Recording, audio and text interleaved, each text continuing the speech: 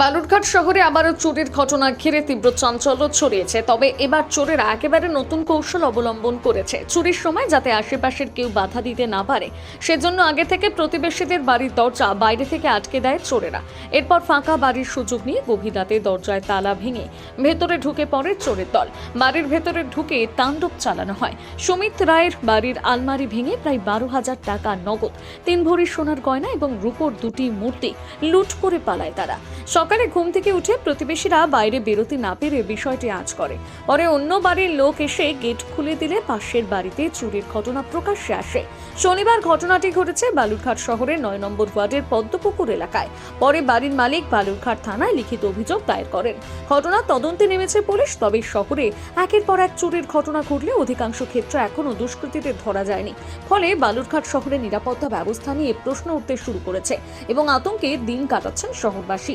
এই বিষয়ে জ্যোৎস্না দাস জানান, সঠিক জানি না। মানে সোনা দানা বললো যে মানে ভরি তিনিকের মতন ছিল আর টাকা পয়সা ছিল আর কি। এটাই আর কি গেছে। এখন মেয়ে আসলে মেয়ে বলতে পারবে। মেয়ে কোথায় গেছে, কখন চুরি হয়েছে? রাত্রিবেলা 2টা-2:30টার দিকে হয়তো চুরি হয়েছে। আমি তো সঠিক জানি না, পাশের বাড়ির ওরা বলতে পারবে।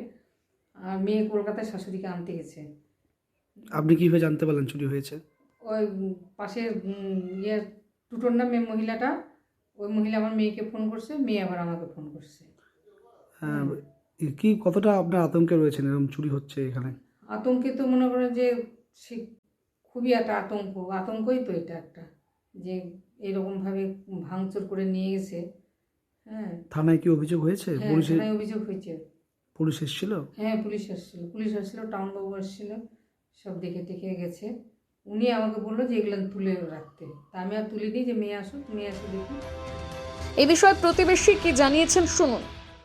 কি ঘটনা ঘটেছে, সকালে উঠে 5টার দিকে দেখি আমাদের বাড়ির গেট লাগানো, তারপরে এই বাড়ির গেট লাগানো, তারপরে তো বাইরে গাড়ি আছে, ভাবলাম চুরি হয়েছে আমাদের। তারপরে বাইরের থেকে বের হয়ে এসে দেখি দিদির বাড়িতে গেটের তালা খোলা। তারপরে আবার দিদিকে ফোন করলাম, আমার মাকে ফোন করে তারপরে আসে দেখি বাড়িতে কিছু নেই। মানে এই পাড়াতে কি এই ধরনের চুরি সমস্যা আছে? না, এবারই প্রথম হয়েছে, এবারই প্রথম হয়েছে। বালুরঘাট থেকে রিপন ভৌমিকের প্রতিবেদন, নিউজ টুডে।